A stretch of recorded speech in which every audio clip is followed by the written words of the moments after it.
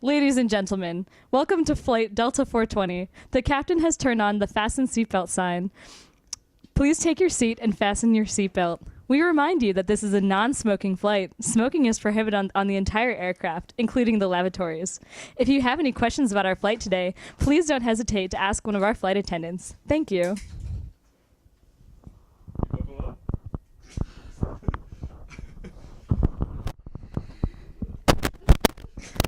How was I going to start? Oh, okay. Got it. Yeah. My name's Alex Clubb. This is Chris Colombo. Welcome to Club Colombo with Chris and Alex. That's all I got. Let's go. Here you go. And also, Tricia's here. Here you go. Hi. What do you want me to say? You. Let's get started. How are you guys doing on Cinco de Mayo? Happy Mexico. Yeah, fuck France. Are you afraid of flying? I do. I love to fly. Love to be in the air. Looking forward to being part of the Mile High Club one day. So, Trish, I understand you work the suicide hotline on a pretty regular basis. Could you maybe give us an overview of what that job entails? All right, yeah. So I've been there for about 2.5 years. And we had about 80 hours of training for it, so it was aggressive. Like, you'll get people who'll just, like, call you just really fucking pissed off in traffic.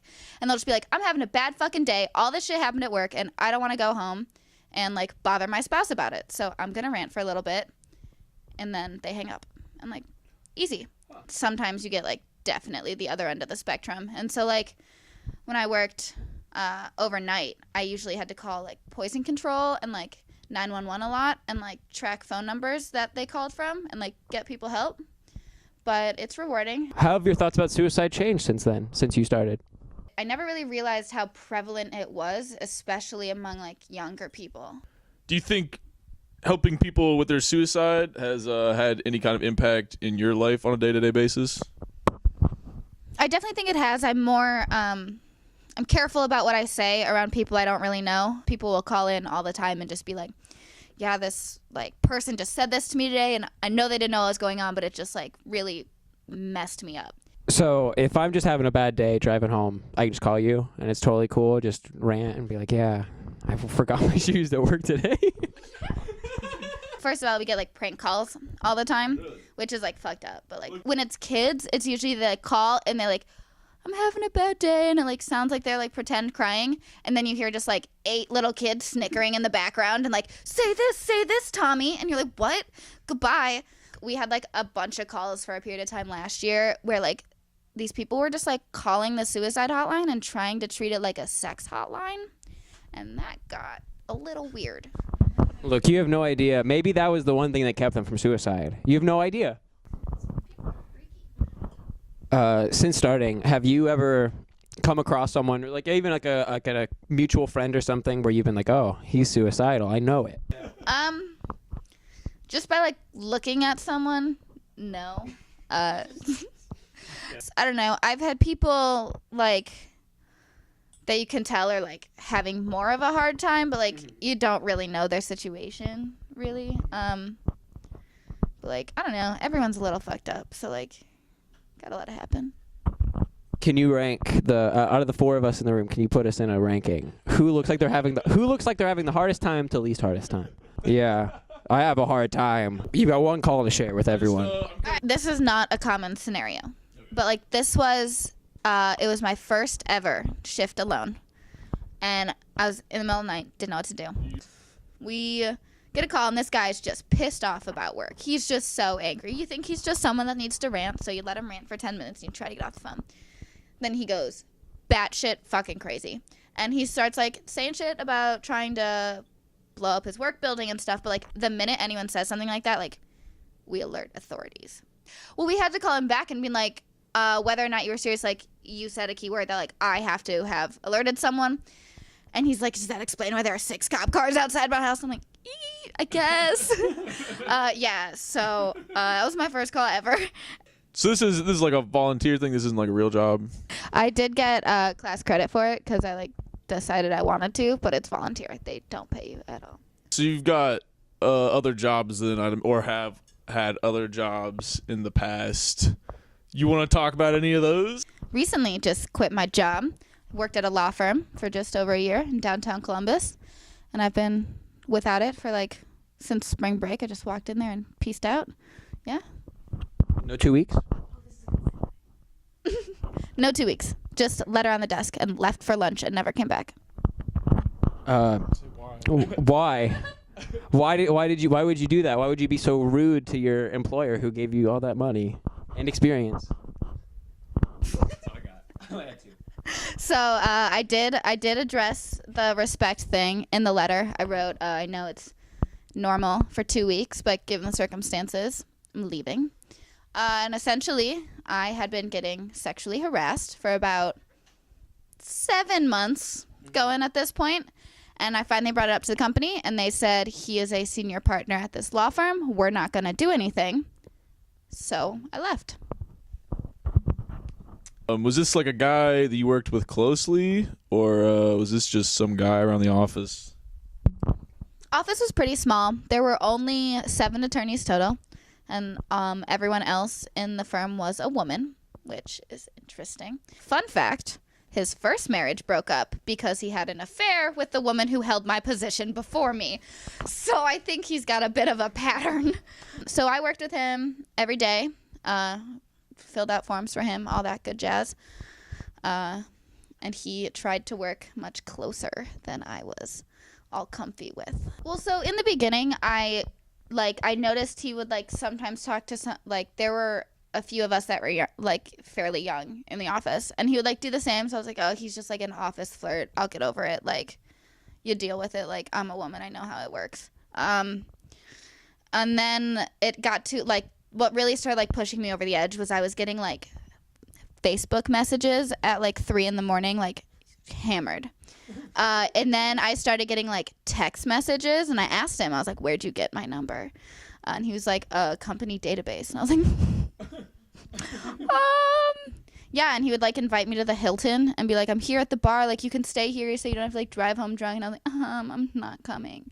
At first I stuck it out because I was like, shit, I need their recommendation for law school and future jobs. And then I was like, I'm pretty sure I can sue you if you give me a bad recommendation for this reason. So I quit. So do you still put that on your resume and talk about it at further interviews? The hardest part with all of that is I don't really know what to say when they ask me why I've left my previous job.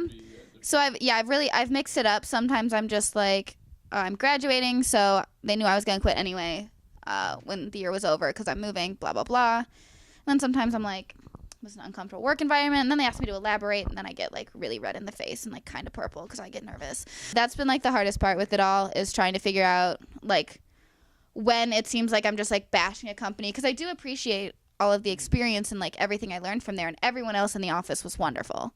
It was just one douchebag, and so it's just been tricky to walk that line between tricky trash. That's what they call me. Was this something you ever discussed with the other women you worked with, or was it you kind of kept to yourself a little bit? Well, I was gonna bring it up to this one girl, and turns out this other girl really fed into it. So I decided not to ask her advice about the situation.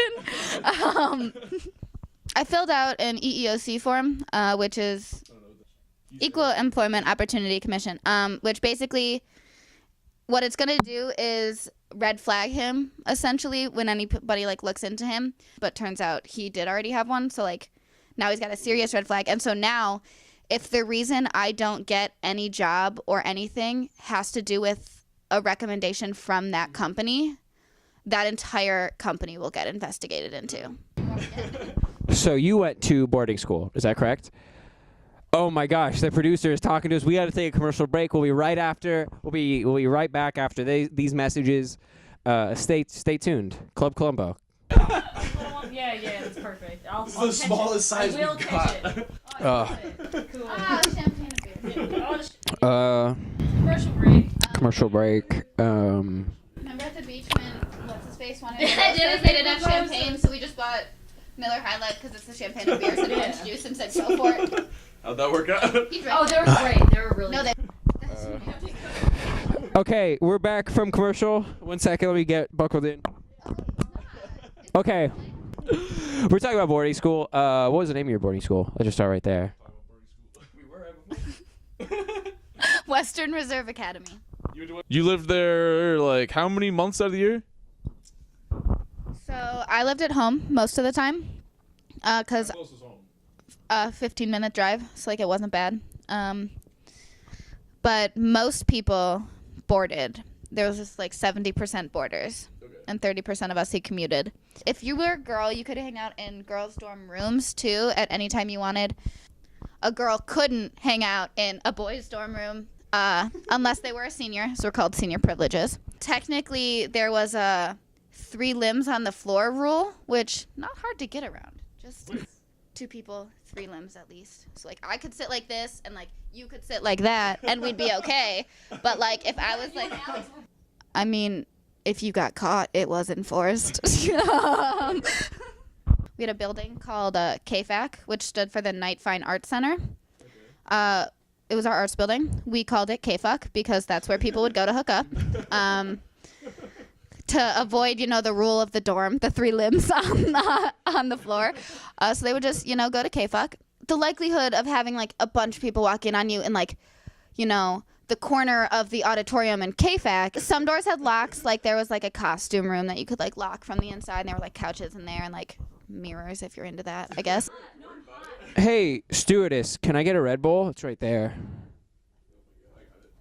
You're not fucking. I said stewardess, not steward. Hey, flight attendant. Hey, okay, male flight attendant. I wanted a female flight attendant to give you this. What's your guys' favorite part about flying a plane? Flying a plane? Just being in a plane that's in the air, I guess I should say. I have the bladder the size of like a baby hamster. I just think about where all of our piss and shit is going.